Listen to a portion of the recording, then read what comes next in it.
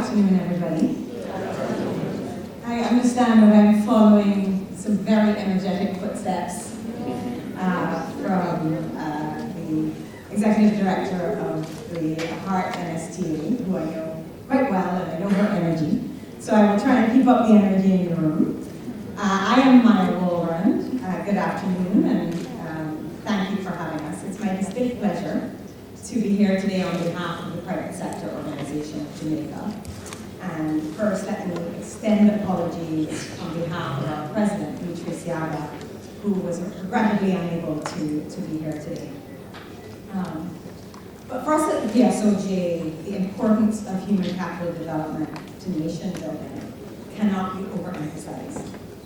Over 20 years ago, economist Paul Krugman wrote that productivity isn't everything, but in the long run, it is almost everything. And in short, we recognize that Jamaica cannot become a prosperous nation without becoming a productive one. And we cannot become productive without investing in our human capital. This is why we heartily endorse the 6th International Conference on TVET in the Caribbean and its theme of maximizing human capital development in TVET for globalization. I serve as chairperson of our Human Capital Development Committee, and it's a committee that's relatively new to the PSOJ. We are 3 years into our establishment, and we really were put together in the recognition of the importance of this to the private sector here in the country. And I will just briefly share with you some of the work we've been doing as that committee. We worked with private sector stakeholders to develop a position paper entitled Addressing the Skills Gap in Jamaica. And it seeks to provide strategies and recommendations for addressing the skills gap applicable to TVET programs. The PSOJ is also hosting 3 sector skills councils for the logistics, manufacturing, and agribusiness sectors. This is a private and public partnership funded by the IDB and plays a key role in ensuring that TVET programs are aligned with industry needs, anticipate future workforce demands, and help improve student employment outcomes. We've also been partnering with the Ministry of Education and the Education Transformation Oversight Committee in our contribution to both the drafting, review, and support for implementation of the Education Transformation Report. And we very much support the recommendation in that Education Transformation Report for further analysis specific to TVET education transformation. And I also, as I said, sit on the board of the directors of the Heart NSTA Trust as part of our ongoing work. So today is a great opportunity, I think, because it's an opportunity, I think, that we don't take enough to have a dialogue between those of us who sit in industry and the many of you here in attendance who I believe are mostly from the academia side of TVET education in the Caribbean. And I wanted to share a couple of thoughts from the private sector. So the first one is that from our perspective, we are not lacking in opportunities for growth. And I'll say that again. We are not lacking in opportunities for growth. Jamaica's economy is rapidly evolving with the diversification and introduction of new industries, such as logistics and transportation, the green economy, the blue economy, and business process outsourcing. Yet, despite all this opportunity, growth has remained elusive. And this fiscal year, we just had the budget presented, and the estimate in the budget for growth in this coming fiscal year is only 1.6%. Okay? So what's standing between this huge opportunity that we see and our ability to seize it? And one of the things when we ask our members that they repeatedly come back to us and say is that they are unable to find the skills they need. They're unable to find the workers they need to seize the opportunities in front of them. So today, I think is a great opportunity for us to collaborate with you to address the skills gap and to talk about the impact of globalization And I'd like to share sort of 4 considerations for you that I think are important to meeting industry needs. The first is that with globalization, our labor skills needs in the private sector are changing.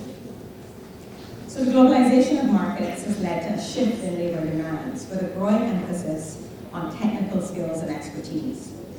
And the availability of a skilled workforce is crucial to adapt to emerging industries and to attract foreign investment.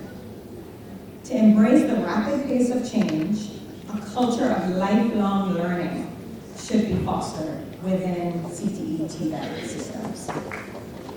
I'm particularly passionate about this. I believe in continuous learning. I myself am on a year-long sabbatical of education, of executive education. And when people ask me why I'm doing that, I say to them, because we all need to be in continuous learning to remain relevant. It will therefore be critical for us as TVET institutions to partner with industry in aligning TVET programs with industry needs. Such collaborations, such as the Sector Skills Councils, can be facilitated through industry advisory boards, partnerships, and internships, and we stand ready to talk to you about all of the above. The second consideration is that we think that soft skills are an important part of even TVET training and very necessary for globalization.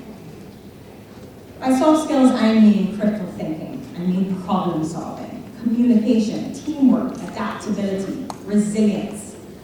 Those are the kinds of skills that are going to separate us in the future. We are increasingly a service economy. It's estimated by the ILO that 60% of Caribbean labor is in services. And the globalization of services often involves cross-cultural collaboration and communication, requiring individuals to possess cultural intelligence and intercultural competence. Ask anybody in a BPO, right? They're talking to people from all over the world, and they have to be able to communicate effectively, sitting right here. A study by the World Bank actually found that soft skills training can yield a 24% increase in productivity. Our third consideration is probably very obvious, but still must be said. TVET institutions have to embrace advancements in digital technologies, in terms of program design and program delivery. We must incorporate emerging technologies such as artificial intelligence, data analysis, automation, and digital literacy into our skill sets if we are to be globally competitive. And in terms of program delivery, COVID taught us all, embracing digital technologies and e-learning platforms can expand access of these programs. And we think that's incredibly important, especially in remote areas, or for individuals who, for whatever reason, cannot participate in standard face-to-face education. And the fourth and final consideration that we would put to you is the importance of the international mobility of qualifications. So as we globalize, we need the promotion of recognized and accredited qualifications through TVET programs. It will facilitate the mobility of skilled workers and support global workforce integration.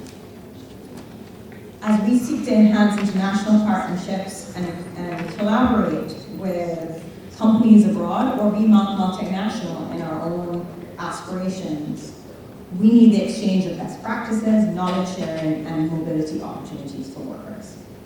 So, once again, we thank you for the opportunity to have this dialogue between industry and yourselves.